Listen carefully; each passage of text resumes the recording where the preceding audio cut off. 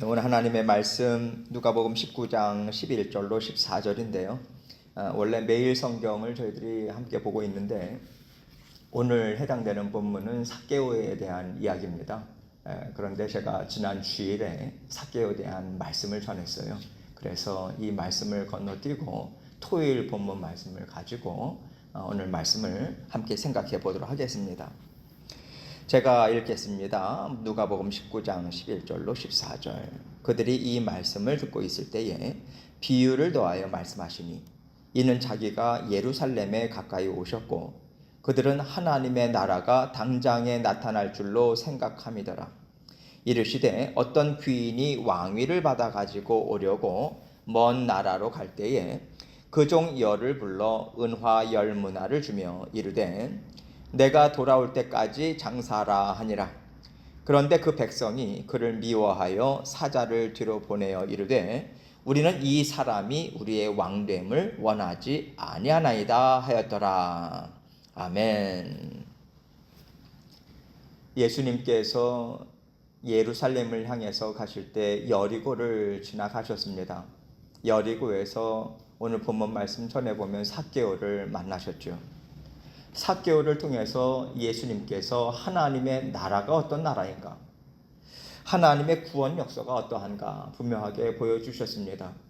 어떤 죄인이든 어떤 더러움 가운데 살고 있었든 어떠한 실패와 또 어떠한 그 어려움 속에 빠졌던 사람이라 할지라도 누구나 예수 그리스도께서 열어주신 구원의 길에 다 들어올 수 있다.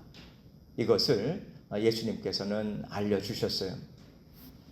그리고 오늘 본문에 비유의 말씀을 주고 계시는데 이 비유의 말씀은요, 하나님의 자녀들은 특별히 하나님께서 주신 권세가 있다. 또 하나님께서 기대하시는 인생이 있다. 이것을 예수 그리스도께서 다시 이 땅에 오시는 날까지 살아내야 한다라고 하는 것을 염두에 두시고 예수님께서 제자들과 또 함께 모인 사람들에게 예수님이 비유의 말씀을 주신 거예요. 왜냐하면 이제 예루살렘 입성이 얼마 남지 않았거든요. 입성을 하면 예수님께서 고초를 당하시고 이제 십자가에 달려 죽으실 날, 그날이 지금 가까이 왔어요. 그러나 이것이 끝이 아니죠. 십자가에 달려 죽으시고 사망 권세 깨뜨리시고 부활하십니다. 승천하시죠. 그것을 통해서 새로운 하나님의 나라가 시작이 되는 거예요. 하나님의 나라, 하나님께서 새롭게 빚으신 새로운 하나님의 자녀들이 그 새로운 하나님의 나라를 받아 누리고 그 하나님의 나라가 무엇인가 이해하고 그렇게 살아가야 하기 때문에 오늘 예수님께서는 오늘 비유의 말씀을 들어서 그들에게 가르쳐 주고 계신 것이죠.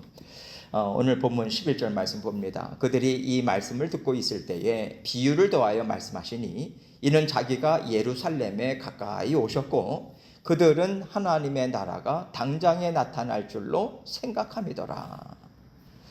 예수님께서는요, 십자가에 달려 죽으시기 위해서 예루살렘을 향해서 가고 계시는 것인데 함께 가는 제자들이나 예수님을 뒤쫓아오는 그 군중들, 이들은요 전혀 다른 생각을 갖고 있었다는 얘기인 거예요.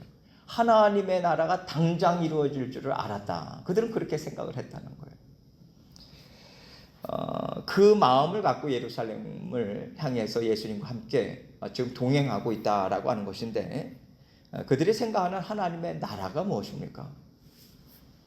이 땅에 새로운 이스라엘을 세우는 것을 꿈꾸고 있는 거예요.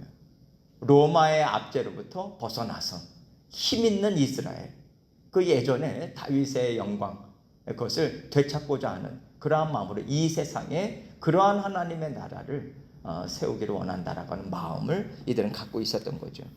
더군다나 예수님께서 그렇게 새로운 나라의 왕이 된다라고 한번 생각을 해보세요. 귀신을 쫓아내시죠. 병 고치시죠. 오병이어의 기적을 통해서 수많은 배고픈 사람들을 먹이시죠. 죽은 자 살리시죠. 여러분, 이러한 왕이 등극해서 다스리는 그러한 하나님의 나라, 이것보다 더 좋은 나라가 어디 있겠는가? 이들은 그렇게 생각을 하고 예수님의 뒤를 쫓았던 거예요. 그러니까 예수님께서 참 답답하신 거죠. 아니다. 너희가 생각하는 하나님의 나라는 내가 세우기를 원하는, 하나님이 세우기를 원하는 그런 하나님의 나라가 아니야. 하나님이 세우기를 원하는 하나님의 나라는 예수 그리스도의 십자가 대속의 죽으심, 고난당하심, 그리고 사망 권세 깨뜨리시고 부활하심, 이 모든 것들을 통해서 그 길을 여시는 새로운 하나님의 나라, 새 하늘과 새 땅이다. 이 말씀을 들려주고 계시는 거예요. 그래서 하나님의 나라는 예수님께서 다시 이 땅에 오심을 통해서 이루실 그러한 완전한 나라, 그때까지는 시간이 많은 간격이 있다라고 하는 것을 염두에 두시고 또 비유의 말씀으로 또 가르쳐 주고 계시는 거죠. 12절로 13절 말씀 봅니다. 이르시되 어떤 귀인이 왕위를 받아가지고 오려고 먼 나라로 갈 때에 그 종 열을 불러 은화 열문화를 주며 이르되 내가 돌아올 때까지 장사하라 하니라. 지금 비유의 말씀을 통해서 한 귀인에 대해서 이야기합니다. 이 귀인은 이제 새로운 이 나라의 그 왕이 될 사람으로 이제 여겨진 거죠. 왕위를 인정받기 위해서 이제 먼 나라에 가서 이제 승인을 받아가지고 와야 되는 상황인 거예요. 그래서 귀인은 자기가 없는 사이에 이제 종들이 자기가 그 집안에 있는 것처럼 그러한 주인의 마음을 가지고 심정을 가지고 집안 모든 일들을 잘 또 꾸려줬으면 좋겠다. 그러한 마음으로 잘 돌보라고 하는 그러한 마음으로 지금 일들을 맡기고 있는 거예요. 한 문화씩을 열 종들에게 각각 나누어 줍니다. 여기서 장사하라라고 하는 말이 있는데 이것은 예수님께서 또 다른 때에 달란트의 비유를 말씀하셨지 않습니까? 그래서 달란트 비유처럼 한 문화를 가지고 이윤을 내라 이렇게도 생각할 수 있는데 지금 예수님께서 이 비유의 말씀을 주시는 초점은 어디냐면 예수님께서 우리를 구원하시기 위해서 십자가에 달려 죽으시고 부활하시고 승천하신 이후에 예수님께서 이제 제자들과 하나님의 모든 백성들에게 그 하나님의 그 나라를 이제 맡기시잖아요. 이 땅을 맡기시고 그러한 맡기신다라고 하는 맥락에서 주시는 말씀이에요. 그래서 장사하라라고 하는 이 말씀은 주인을 기다리면서 주인이 살았던 것처럼 너희도 동일하게 주인의 뒤를 쫓아서 그러한 삶을 살아내라라고 하는 그러한 맥락에서 지금 주고 계시다라고 하는 것으로 생각할 수 있습니다. 우리 모든 하나님의 자녀들은요, 우리 주인 되신 예수 그리스도께서 이 땅에 다시 오실 때까지 주님이 이루기를 원하셨던 하나님의 뜻을 이 땅에 이루어 나가는 거예요. 이 땅에 하나님의 심정을 가지고 살아간다라고 하는 것은 바리새인들과는 전혀 다른 삶을 살아간다라고 하는 것입니다. 그 당시에 바리새인들은 어떠한 삶을 살았습니까? 하나님의 말씀대로 문자 그대로 했냐 안 했냐 여기에 초점이 가 있었어요. 하나님의 심정을 생각하지 않습니다. 행위에만 초점을 맞추는 그러한 삶을 살았죠. 그러한 삶이 아니라 우리를 죽기까지 사랑하신 하나님의 심정을 생각해서 그 심정을 곱씹고 그 마음으로 세상 가운데서 살아가라. 지금 이러한 말씀을 우리에게 주고 계신 거죠. 예를 들어서 안식일을 주신 것도요. 하나님께서 안식일을 우리에게 주신 이유가 무엇이냐? 하나님께서 주인 되심을 온전히 인정하고 믿어서 세상살이에 눌리지 말고 세상이 공급하는 게 아니라 모든 필요는 하나님으로부터 나온다.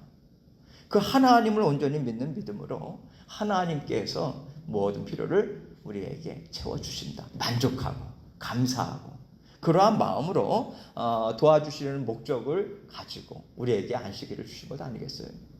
그래서 그러한 하나님의 마음으로 주님 품 안에서 만족하고 안식하는 것, 이것이 온전히 안식을 누리는 것 아니겠습니까?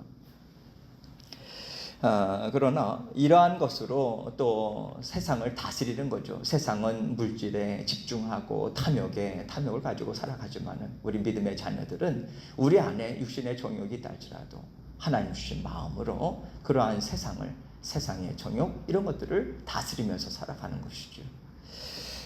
그러나 이것은 이제 바리새인들이 안식일을 지킨다라고 하는 그런 개념과는 전혀 새로운, 그래서 마치 새로운 계명과도 같이 우리는 그러한 하나님의 정신, 마음을 가지고 그러한 하나님의 말씀을 지켜나가는 거예요. 우리가 예전에 살았던 모습이 아닙니다. 예수님께서 말씀을 주시고 심정을 알려주신 그대로 그 심정 받아들여서 자녀된 삶을 살아가는 거죠. 그래서 이러한 삶을 살아갈 때 하나님을 알지 못하는 세상 사람들 또한 하나님을 안다 하지만 하나님의 심정을 알지 못하고 살아가는 하나님의 자녀들 또한 계속해서 하나님의 나라 그들 심령 가운데 세워지고 또 뒤따라가고 그렇게 우리가 이 땅에서 주인 되신 주님을 뒤따라가는 삶을 살아가는 것이고요. 그것을 통해서 하나님 나라 또한 확장돼가는 그러한 삶을 우리는 살아가는 것이죠. 그게 구원의 삶인 거예요. 이것을 염두에 두시고 예수님께서 말씀을 주고 계시는 것인데 이제 귀인이 종들에게 한 문화씩을 맡기고 또 그러면서 주인의 마음대로 주님의 심정을 갖고 살아가는 것을 또 믿고 맡긴 것 아니겠어요? 그런데 보세요. 14절 말씀을 보면 자, 그 백성들이 어떻게 하고 있는가? 그런데 그 백성이 그를 미워하여 사자를 뒤로 보내어 이르되 우리는 이 사람이 우리의 왕됨을 원하지 아니하나이다 하였더라.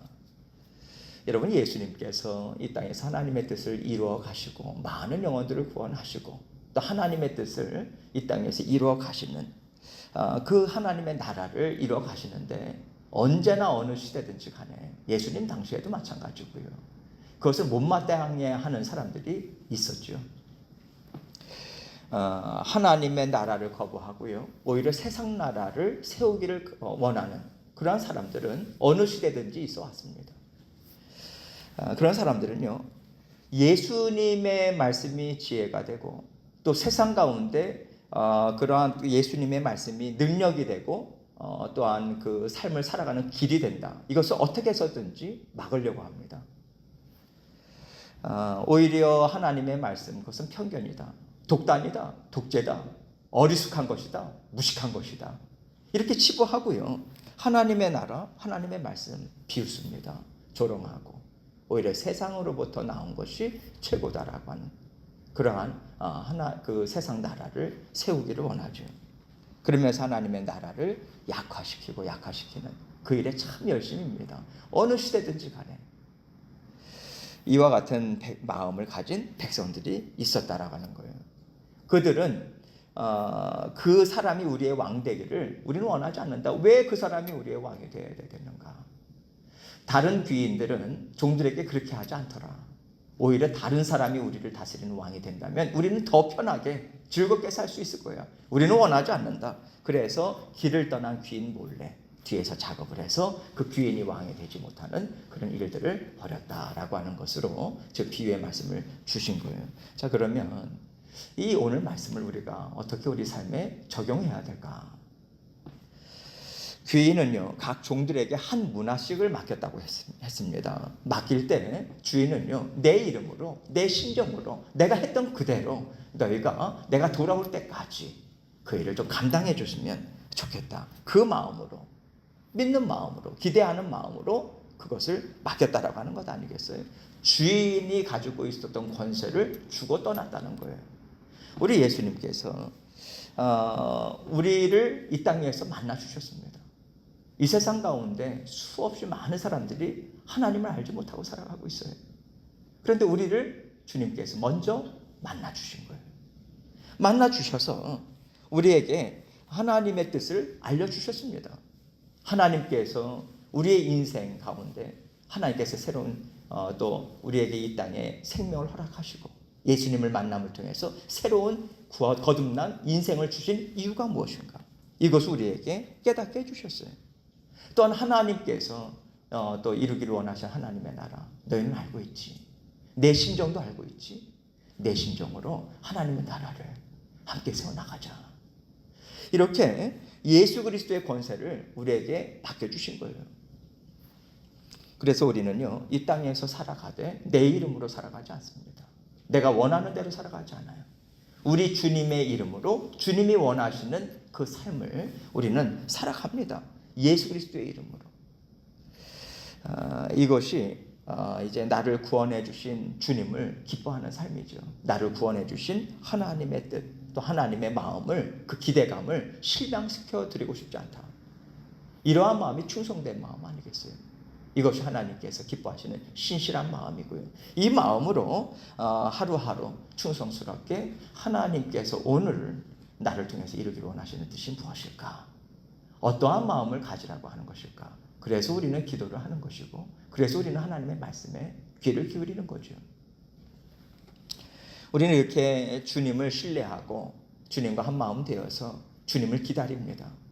사랑하는 주님이 언제 이 땅에 오시려나 하루하루 손꼽아 기다리면서 하나님께서 우리에게 하루하루 주신 것은 하나님의 뜻을 이루는 삶에 또 기회를 주신 거라고 우리는 인식하고, 우리 주님은 기대하는 마음으로 오늘을 살아가요. 우리 주님은 지금 어떠한 마음으로 예수님께서 다시 오실 날을 기대하는 마음으로 주님께서 하나님 우편에서 일을 하고 계실까요? 야, 내 자녀들에게 일을 맡겨줬는데 정말 충성스럽게 잘 감당하고 있으니 내가 정말 저들에게 상을 주고 싶다, 정말 기쁜 마음으로 만나고 싶다라고 하는 그 마음으로 우리를 위해서 충고하시면서 하나님 우편에서 지금 하나님과 함께 세상의 모든 일들을 다스려 나가고 계시는 거예요. 그러면서 모든 믿음의 자녀들을 사용하고 계신 거죠. 그런데 우리가 이 땅에서 살아가면서 내가 왜 이런 삶을 살아가야 되나? 귀찮네. 너무 힘드네. 이러한 마음으로 정말 이러한 삶을 살기 싫은데 어떻게 하겠는가? 하나님 또 살라고 하시는데 또 살아야 되지 않겠어? 이러한 마음, 편하지 않는 마음, 날마다 갈등하는 마음, 이러한 마음을 가지고 살아간다면 이것이 주님께서 기대하시는 삶도 아니고요, 기뻐하시는 삶도 아니라는 거죠. 예수님께서 정말 원하시는 것은요, 흔들리지 않는 따뜻한 마음입니다. 따뜻한 마음이라고 하는 것은 주님께서 나와 함께 하시죠. 그 마음으로 그냥 따뜻해진 심령으로 주님을 기대는, 또 믿는 그 마음을 가지고 하나님과 함께 하나된 관계를 또 계속해서 살아가는 거예요. 그 관계 가운데 살아가는 것입니다. 이러한 따뜻한 마음을 우리 주님은 언제나 믿음으로 받아들이세요. 너가 나를 정말 굳건하게 믿고 있구나. 이러한 믿음으로 받아들이십니다. 마음과의 마음이 연결되어 있는 따뜻한 관계는요, 언제나 하나님이 주시는 말씀, 우리가 오해하지 않고요, 하나님의 말씀이 100번 옳습니다. 저는요, 언제든지 틀릴 수 있는 존재예요. 하나님께서 그러한 저의 연약함을 주님께서 또 감싸주시고 이끌어 주시니 감사합니다. 주님의 말씀이 믿습니다. 살아내겠습니다. 도와주십시오. 이 마음으로 날마다 하나님의 말씀을 또 받아 누리면서 살아가는 그 삶이 주님과 함께 이 세상을 다스리면서 살아가는 그런 믿음의 삶인 거예요. 이 믿음으로 세상을 너끈히 거슬러서 하나님의 나라 함께 세워나가는 것입니다. 이 마음으로 하나님의 말씀을 붙잡고 하루하루 살아가는 것이고요, 충성스럽게 주님께서 돌아오시기를 기대하는 마음으로 우리는 하루하루 살아갑니다. 오늘도 주님이 오시는 그 날을 우리가 고대하면서 또한 하나님께서 이미 우리에게 승리의 삶을 주셨죠.